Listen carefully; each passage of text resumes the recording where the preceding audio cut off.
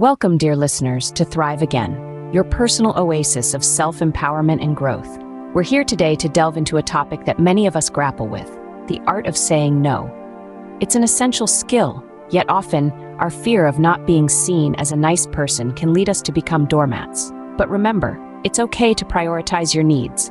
Today, we're embarking on a journey to reclaim our power, to assert our needs, and to say no without guilt or fear. The word no holds immense power, a power that many of us often underestimate. Imagine, if you will, a woman named Sarah. Sarah is a people pleaser, a yes woman. She's always been the one to take on extra tasks, to lend a helping hand, to step up when no one else would. She wanted to be seen as a nice person, and she believed that meant always saying yes. But there was a cost. As the days turned into weeks, and weeks into months, Sarah found herself overwhelmed. She was spread too thin, her energy depleted, her joy diminished. She was in effect drowning in a sea of yes. Now, what was Sarah's mistake here? Was it her willingness to help or her desire to be liked? No, her mistake was forgetting the power of no. She failed to realize that every time she said yes to something she didn't want to do, she was saying no to herself. You see, no is not just a word, it's a boundary. It's a line in the sand that says, this is where my limit is. It's a declaration of self-respect, a commitment to one's own well-being. It's the understanding that you cannot pour from an empty cup, that you cannot truly help others if you're not taking care of yourself first. When Sarah finally realized this, she began to change. She started saying no to the things that drained her, and yes to the things that brought her joy and fulfillment. She found that not only did this not make her a bad person, it made her a happier, healthier, more authentic one. And those around her began to respect her more for it. Our protagonist learned the hard way, but we don't have to. We can choose differently, starting now. We can harness the power of no, use it to create healthier boundaries, stronger relationships, and a more fulfilling life. Because the truth is, we deserve that. We deserve to thrive, not just survive.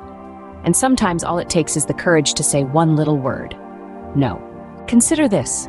God doesn't want you to be a doormat. God wants you to thrive, to live again. From a spiritual perspective, let's explore the concept of self-respect and standing up for oneself. Picture yourself as a tree. You're rooted deeply in your values, your beliefs, your self-worth. Your branches reach out, touching the world, and yet you remain steady, unyielding to the whims of the wind. This is the image of self-respect we can find in the Bible. In Psalm 1, like a tree planted by streams of water, we are meant to stand firm, to thrive, not to be tossed about by every gust. The Bible, in fact, encourages us to stand up for ourselves. In Proverbs chapter 4, verse 23, it says, "Above all else, guard your heart, for everything you do flows from it."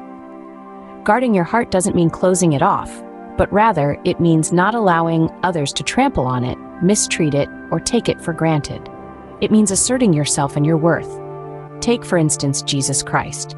He was kind, he was compassionate, he was loving, but he was not a doormat. He stood up against the money changers in the temple. He challenged the Pharisees. He said no when it was necessary. And yet, he is the epitome of love and kindness. Asserting oneself is not only okay, it's necessary. It's not about being selfish, it's about self-preservation. It's about standing up for your beliefs, your values, and your worth. It's about setting boundaries and respecting them. Just as God set boundaries for the seas in Job, chapter 38, verse 11, saying, "This far you may come, and no farther. Here is where your proud waves halt." We too are called to set boundaries in our lives. God doesn't want us to be walked over. He wants us to stand firm, to assert ourselves, to live fully and freely. He wants us to thrive, not just survive. God created us with the ability to choose, to assert, and to stand up for ourselves. It's time we use it. Now, you might be wondering, how do I say no without ruffling anyone's feathers? Well, there are ways. Firstly, remember that being assertive is not being aggressive. It's about clearly communicating your needs and boundaries, and that's okay. Saying no is part of that. So how do we do this politely? One technique to try is the sandwich method. Imagine your no as the filling of a sandwich. You start with a positive statement, like, "I appreciate you thinking of me for this opportunity." Then, you insert your no, for example, "However, I won't be able to take this on." And finally, you end with another positive note, such as, "I'm sure you'll find someone suitable for this task." This way, you're cushioning your no between two positive comments, which can help soften the blow. Another method to consider is the deferment technique. Instead of outright saying no, you can defer the task or commitment. You might say, "I can't do this now, but I could help next week."